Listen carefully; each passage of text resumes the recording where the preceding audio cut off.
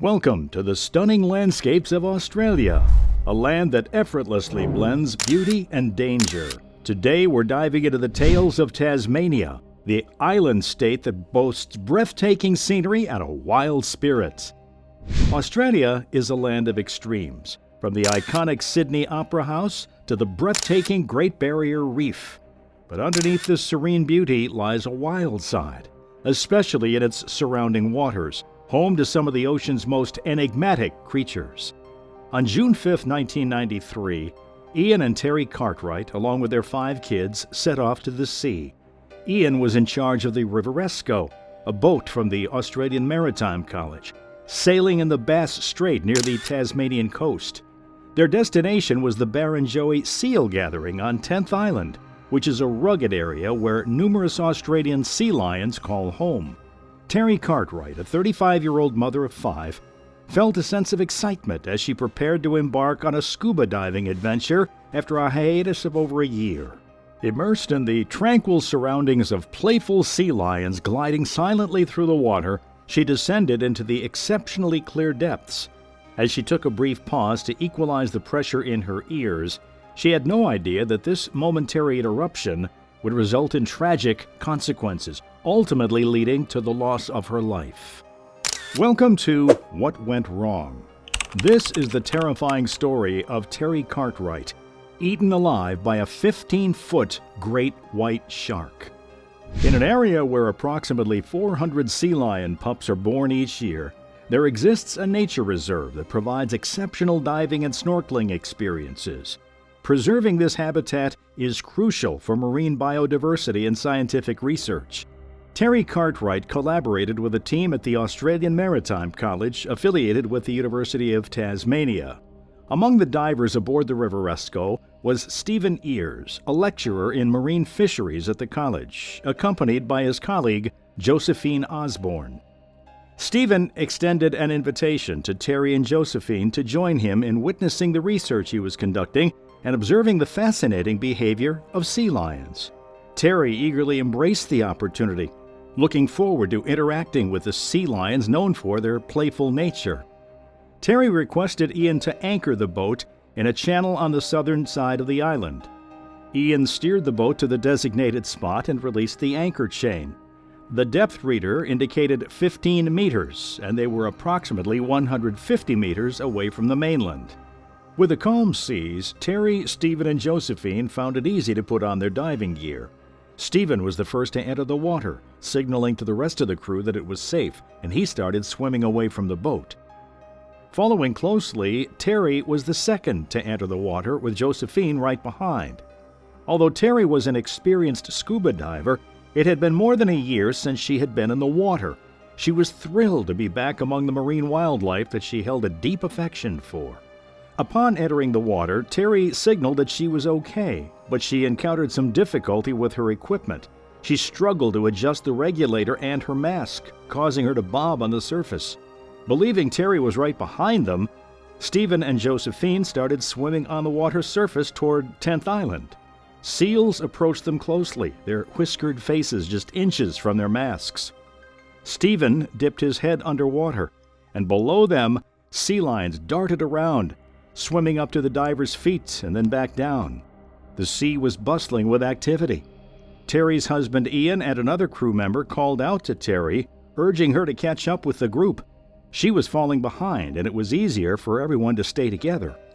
After sorting out her equipment, Terry turned around and saw her friends 20 meters away.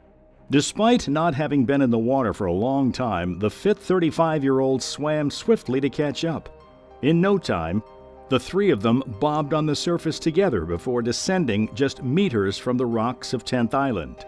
As they went beneath the ocean surface, Terry was blown away by the stunning scenery. The visibility was excellent, and she observed the sea lions gliding by effortlessly. Stephen and Josephine reached the ocean floor and looked up to find Terry paused in her descent. Terry started feeling the pressure building in her ears. She pinched her nose and blew, but nothing happened. With each attempt to dive deeper, the pressure in her ears increased. She continued trying to equalize her ears, attempting again and again. Suddenly, out of nowhere, an incredible force struck her. It knocked the air from her lungs, propelling her through the water. The regulator was torn from her mouth, and a burst of bubbles surrounded her. Stephen and Josephine, hovering just above the sea floor, were stunned as they witnessed a 15-foot great white shark torpedo directly into Terry.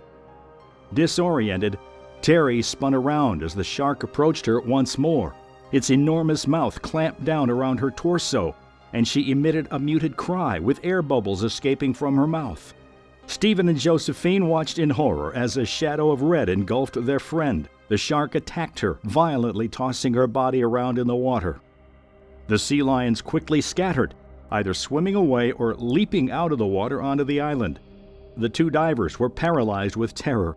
They desperately wanted to reach Terry, but they couldn't spot where the shark was. Then, as Stephen decided to make a dash towards Terry's lifeless body, they witnessed the shark's toothy grin emerging through the red-stained murkiness. With its powerful tail propelling it at an incredible speed, the shark's upper lip curled backwards as its massive jaws opened once more, seizing hold of Terry. It pulled her deeper and deeper until she disappeared. Stephen and Josephine rushed for the island, resurfacing as quickly as possible. Ian and the children had been observing the situation from the boat. They noticed some commotion but were unaware of the horrifying events unfolding beneath the surface. When a frantic Stephen and Josephine made it out of the water and onto 10th Island, they yelled and screamed at Ian to bring the boat over, sensing an emergency and realizing that Terry hadn't come back up. Ian Cartwright jumped into the dinghy and raced as fast as he could to the island. Distraught upon hearing the heart-stopping news about his wife, Ian took charge and searched the area in his boat for over a half an hour. He then had to deliver the devastating news to their 6-year-old quadruplets and 11-month-old son, who had been patiently waiting on the boat. With no sign of Terry above the water, Ian called for help from Bell Bay, leading to a sea and air search. In the afternoon, fragments of Terry's wetsuit emerged about a kilometer away from the attack site. One of her legs, still attached to the yellow fin, was also recovered from the sea. Unfortunately, no other traces of Terry were ever found. Experts say that sharks are fascinating creatures and their behavior can vary depending on the situation. However, there are some general signs that may indicate a shark is about to attack. It's important to note that these behaviors don't always mean an attack is imminent, as sharks may exhibit these actions for various reasons, including curiosity or self-defense. In many cases, they exhibit erratic swimming patterns like snapping tails and a sudden acceleration with an arched back before they attack. Some sharks may use physical contact, such as bumping or nudging, to assess potential prey or establish dominance, and some may swim in circular motions, possibly sizing up its prey or preparing for a strike. It's crucial to remember that sharks are not mindless killers, and most encounters with humans are cases of mistaken identity. Understanding these behaviors can help raise awareness and promote safety when in shark-inhabited waters.